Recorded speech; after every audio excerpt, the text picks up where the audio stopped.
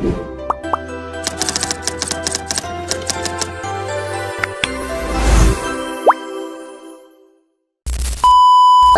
warahmatullahi wabarakatuh. Kembali lagi bersama kami di acara Pindah Kanan Channel. Ini udah hari keberapa kita nih, Bang? Hari ke-245. Masih inget hari aja udah dari sekolah. Aneh malah bingung nih hari apa. Kemarin bocah nanyain kan ya. Apa tuh? Apa? Kita liburan. Liburan apa? Orang kagak ada liburnya kita kerja. Iya, belum. Maka nanyain libur. Udah gak kayak yang dulu gitu Belum, kan. belum naik-naikan. Oh, Masya Allah. Nah, buat hari ini nih, kayaknya kita kedatangan tamu yang spesial lagi nih. Spesial ini. Allah. Tentang apa? Tentang anak berkebutuhan khusus. Anak Tentang berkebutuhan ABK. khusus. Nih, buat yang nyaksiin nih harus benar-benar siap, konsentrasi penuh, full. Fokus ya. Karena ini Bang bukan main-main nih, Bang. Ini serius banget. Serius. Karena kita menghadapi orang tua yang penuh dengan kesabaran. Masya Allah. Untuk itu kita tampilkan Bang Ilham. Assalamualaikum. Waalaikumsalam. Masya Allah. Apa kabar nih, Bang Mardan? Alhamdulillah baik. Harusnya aneh yang tanya, itu apa kabar gitu. Kan, jadi begini Bang, kan kalau biasa dokter terapi itu dia mah sehat pasti Bang. Justru dia nanya kita. Nah kita bagaimana kabarnya? Iya, Gitu. bener. Barusannya makan gorengan 4. Dibongkar lagi. Insyaallah. Oke, gimana nih tentang hari ini nih? Waduh, kayaknya luar biasa ada penatnya ya. Alhamdulillah ya, Allah masih ngasih kita rasa penat ya. Jadi perkenalan dulu namanya. Masya Allah. Bisa deh belum tahu. Baik, Bismillahirrahmanirrahim. Nama saya Ilham, biasa dipanggil Habib. Nah, kan teman-teman biasa manggilnya Habib nih. Nah itu Habib itu asal mulanya dari mana? Apakah antum ente ini keturunan Rasul, keturunan Nabi? Bukan, anak nggak keturunan Nabi, cuman silsilah keluarga anak ada yang namanya Syekh Abdul Qadir Al-Jailani. Itu dari pihak ibu anak. Dan qadarullah iwan-iwan kita itu pas lihat nama itu, wah Hasan ini keturunan Hasan. Tiba-tiba jadi Habib. Aduh, gitu. Itu mah orang kali yang manggil ya. Iya. Ya udah yang ikutin. Jadi enak nih kalau misalkan kan kalau dokter itu kan tabib. Ini kan panggilannya Habib. Sama lah belakangnya. Iya, Bib. sama-sama gitu. Kita manggilnya sekarang Bib Bang. Habib. Jadi begini Bib. Jadi begini udah kayak mau berobat kita. Ini kan ngomong-ngomong tentang ABK ya, anak berkebutuhan khusus. Jadi memang anak berkebutuhan khusus itu apa namanya tuh seringkali kontroversi di kalangan orang tua nih. Karena bukan apa ya, kita melihat sebagai orang tuanya pada kasihan gitu, capek banget. Ini kira-kira bagaimana nih tentang pola kehidupannya atau sehari-hari? Karena untuk yang belum tahu mungkin ya, jadi Habib ini dia menangani di sebuah klinik ya. Iya. Di klinik apa? Ada namanya Sahabat Kualita di Depok. Sahabat Kualita di Depok. Insya Allah. Dan alhamdulillah dipercayakan ke salah satu anak autis yang ada di Pondok Kopi. Oh gitu. Terus? Ya selama ini berjalan dengan anak autis yang namanya Emir ini masuk ke sekolah inklusi. Perubahannya banyak ya. Dan untuk ibu-ibu itu semangat ya kalau ada anak-anak yang seperti ini bukan hukuman, tapi ini salah satu ujian dari Allah ketika Allah menitipkan ini anak surga loh untuk ibu-ibu. Anak surga ya? Anak surga. Nah, salah satu anak surga ini ketika diberikan kepada kita kan ini salah satu bentuk ujian Allah ya. Justru yang ujian itu orang tuanya ya. Masya Allah. Sedih ini jadinya. Tisu ada tisu Bang. Ya, lanjut. Autis itu ya sebenarnya itu apa ya, nama autis itu sudah lama ada, lebih dikenal ASD. Oh, ini sejarahnya nih. Ini sejarahnya nih. Kalau sejarahnya itu, kalau dibahas sejarahnya itu lain lagi, panjang kali lebar kali ya. ASD, Autism Spectrum Disorder. Oh, jadi ada jenis-jenis. Nah, jenis-jenisnya itu selain autis itu apa aja sih? Kan Ada yang termasuk anak berkebutuhan khusus. Selain autis itu apa lagi? ada Down syndrome, ada tunawicara, tunarungu, kan itu kan anak-anak berkebutuhan khusus, tapi tidak terkait dengan gangguan fungsi otak. Oh gitu. Nah, kalau Down syndrome memang sedikit ada gangguan fungsi otak, tapi dia berbeda dengan autis. Pernah nggak lihat anak yang mirip-mirip? Pernah? Nah, itu Down Itu syndrome. Down syndrome. Keren kembar kan? Yang dia tidak kemana-mana, tapi dia ada di mana-mana. Mana-mana, ya. Banyak netizen bilang begitu, muka 1000 katanya. Temu aja bang kata-katanya bang. Masya Allah. Dia tidak kemana-mana, tapi dia ada di mana-mana. Nah, Yang benar.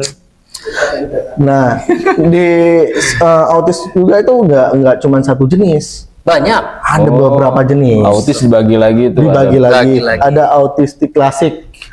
Nah, itu lebih ke perilaku, bicaranya, sensoriknya, motoriknya itu rusak karena antara otak dengan tubuh itu nggak sinkron. Nggak sinkron. Nggak sinkron itu maksudnya beda ya? Beda. Ibaratnya otaknya mikir ke kiri, Otaknya minta nangis, dia ketawa, gitu.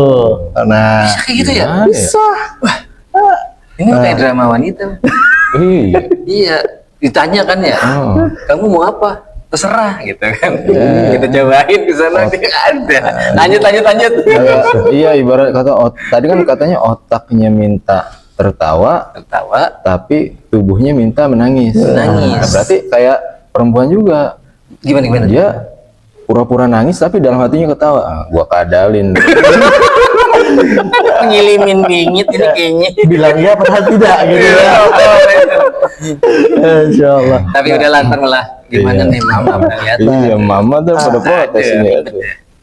Kalau ada yang lain lagi yang namanya Asperger. Asperger. Baru ini kayaknya nih. Nah, Asperger ini lebih ke emosi yang nggak terkontrol, nggak stabil.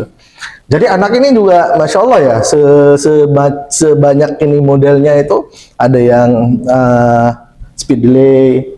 Nah, cuman nggak semua autis itu speed delay, nggak semua speed delay itu autis. Oh. Yang gitu. Ada yang umur 1 tahun 2 tahun dia udah lancar bicara, ternyata pas umur 4 tahun dia itu nggak bisa bicara apa-apa, nggak bisa berpikir lagi. Jadi Ada mengalami penurunan. Jadi nggak langsung ibaratnya dia lahir ke dunia nggak langsung jadi, tapi Nah, ada proses. Ada proses. Nah, autis itu ada yang bisa didiagnosa di umur 2 tahun, 1 tahun 8 bulan. Ada juga baru diketahui pas umur gede, kayak 4, 5, 6 lah. Seperti itu. Yang kayak tadi kita bilang, ada terjadi mengalami penurunan. Nah, jadi fungsi otaknya itu menurun ketika dia sudah memahami gitu. Nah, banyak itu yang mengalami. Di Indonesia ini peningkatan itu sampai 500.000 kasus. 500.000 kasus Tahun 2026. 2026 ini ya. Iya. Nah, bayangkan nih, apa sih penyebabnya gitu? Nah, iya itu. Iya. Kenapa anak itu bisa jadi autis? Kenapa bisa jadi Down syndrome? Itu penyebabnya dari mana? Nah, ada teori yang mengatakan faktor genetik. Oh, genetik, keturunan. berarti. Keturunan. Kenaikan nggak bisa. Oh iya. Ya, kenaikan kecapean nanti. Nah, jadi ada faktor genetik. Nah, faktor genetik itu yang membuat si anak itu mengalami gangguan terhadap malfungsi otak atau tumbuh kembangnya. Seperti Down syndrome itu Down syndrome itu termasuk tumbuh kembang kan yang menurun gitu. Nah, kalau ada lagi selain dari genetik itu stresnya ibu. Ketika dia hamil. Ketika hamil ibunya itu merasa terbebani atau ya ini buat bapak-bapak ya, kalau ibu hamil itu kasih perhatian penuh lah. Nah, Ini mah penuh banget itu. Kalau anak full love ya gitu ya, insya Allah. Ya, di sini gitu. Nah, itulah yang terjadi ya di Indonesia itu terbanyak, yang paling banyak itu bukan karena faktor genetik, tapi karena faktor yang dialami ibu gitu. Stres ya. Nah, banyak hal lah yang terjadi di Indonesia ya, masuknya itu kasus-kasus seperti itu. Cuman tadi sih selintingan denger nih ya.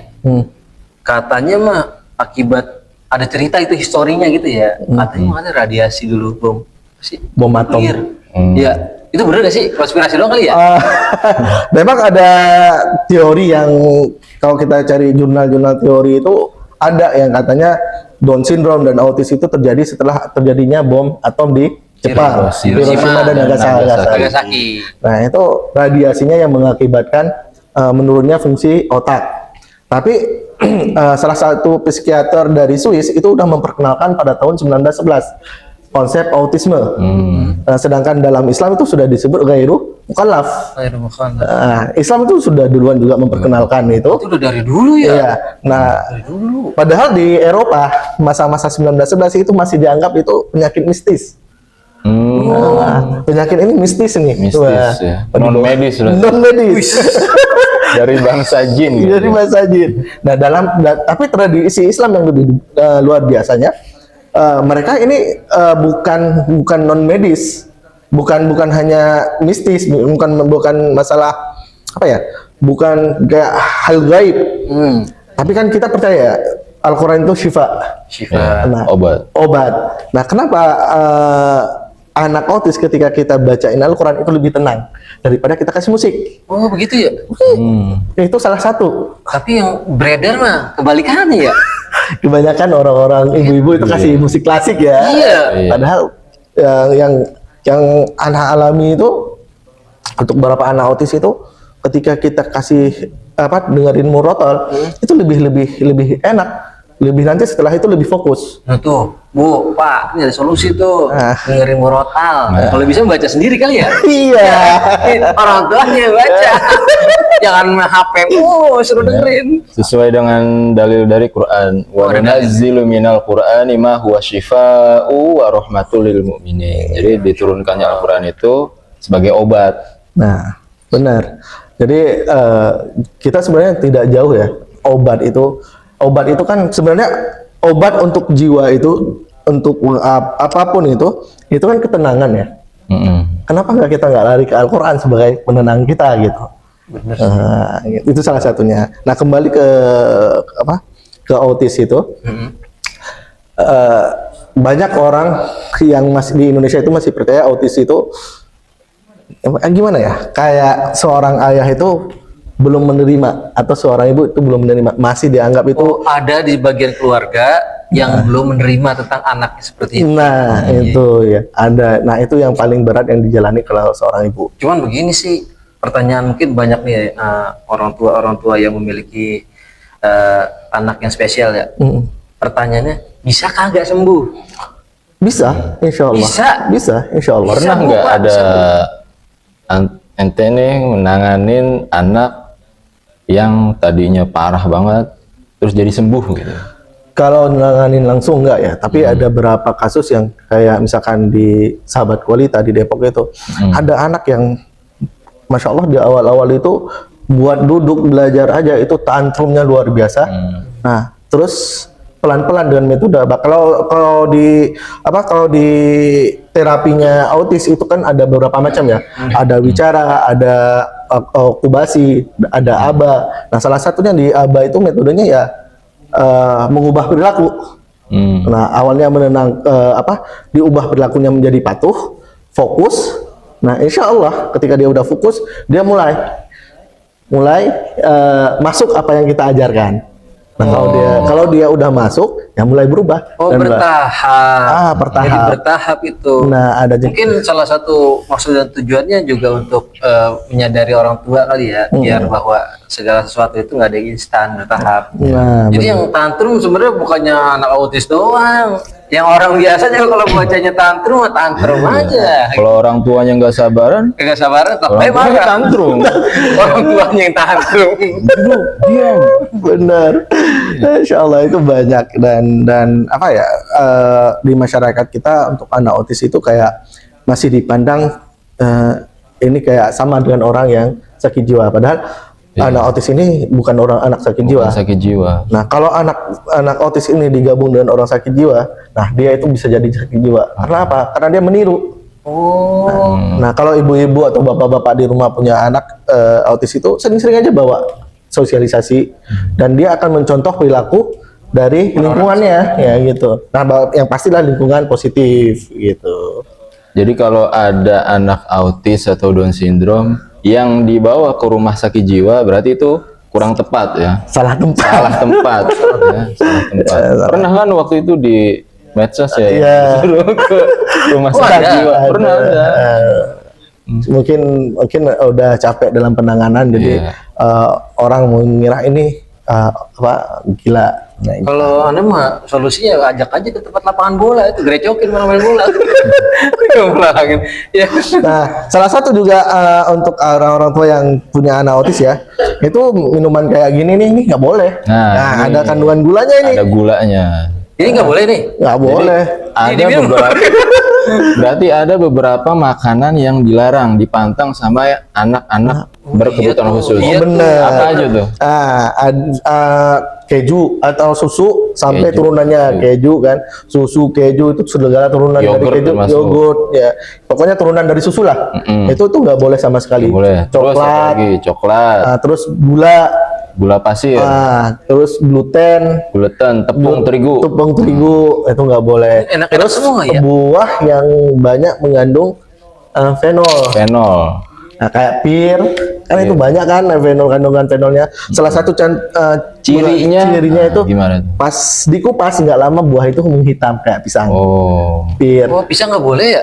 Ya, lebih baik dihindari lah. Jadi kira-kira sarannya makan apaan gitu? Nah, ya, makan yang kayak yang bagus ya, kalau bisa kayak mangga, kalau buah Mangga. terus bukan mangganya orang Sunda ya, mangga gitu ya, bukan. Mangga. Orang Jawa berarti monggo. Oh, gitu. Pepaya itu bagus untuk anak-anak seperti itu. Pepaya. Terus daging-dagingan, nah itu Daging bagus. sapi. Daging sapi, daging kambing. Cuman anaknya doyan kagak itu? Nah, Itu kadang-kadang anak-anak ini pemilih juga. Gitu. kadang yang dilarang dia suka, yang dibolehkan dia nggak suka. Gitu. Nah, Cuman katanya itu ya apa penciumannya indranya itu lebih tajam ya. nah bener. Nah kalau rata-rata itu dia itu untuk mengenal orang itu dari bau tubuh. Kalau kita hari ini berganti parfum, nah kalau awal-awal ya, kalau belum benar-benar mengenal kita ganti parfum, udah bukan kita lagi, dia itu udah mulai tantrum, bukan orang yang biasa dengan dia. Nah, kami praktisi biasanya itu mengalami hal-hal seperti itu gitu. Kalau dia udah nyaman dengan orang itu berarti dia apa tuh? Nah suara kita udah dikenali pastinya. Oh, iya. Walaupun bau kita itu sering diendus loh. Kadang-kadang ada nih kejadian lucu. Awal-awal kita Emir, anak salah satu yang anak pegang, itu masuk ke sekolah inklusi. Jadi kan dia membaui ya. Jadi ada Ngendus gitu. gendus. Jadi ada ibu-ibu cantik Wih. diendus, salah paham. Ibu-ibunya salah paham. Salah paham. Kenapa ini Pak gitu kan? Nah, ya, terus Tapi dia tahu kalau itu anak belum Oh, terus baru kita jelaskan ini Bu memang dia untuk mengenali membaui gitu. Oh gitu. Oke, jadi sedikit tentang problematika dalam keluarga, salah satunya itu adalah anak berkebutuhan khusus. Ini harus benar-benar dari orang tua sabar mungkin ya Bang ya. Nah, Mungkin. iya. Nah, paling enggak dari bahasan tadi Habib ya.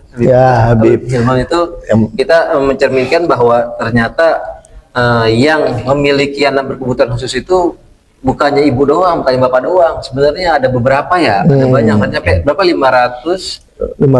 500.000 ibaratnya jiwa yang seperti itu. Jadi sama-samalah untuk bersabar dan juga cari orang-orang terdekat mungkin ya untuk motivasi biar nggak terlalu down banget gitu.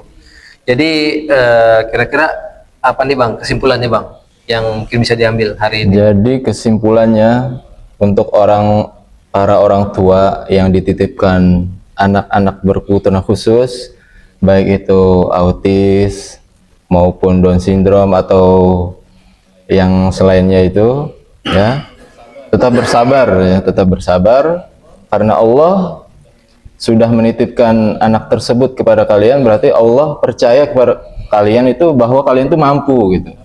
Kenapa tidak dititipkan kepada orang lain? Karena orang lain itu belum tentu mampu. Karena hanya kalian yang mampu gitu. Belum tentu mampu Anda Bang. Iya. Satu Belum aja. lagi masalah dibully ya. Dibully iya. Iya dibully.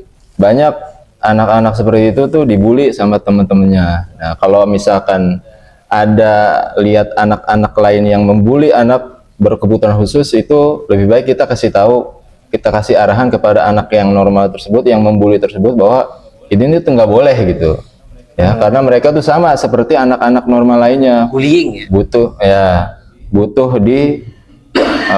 diperhatikan gitu. Oke, jadi karena waktu kita terbatas, dari kami Pindahkana Channel mengucapkan Assalamualaikum warahmatullahi wabarakatuh. Terima kasih. Waalaikumsalam warahmatullahi wabarakatuh.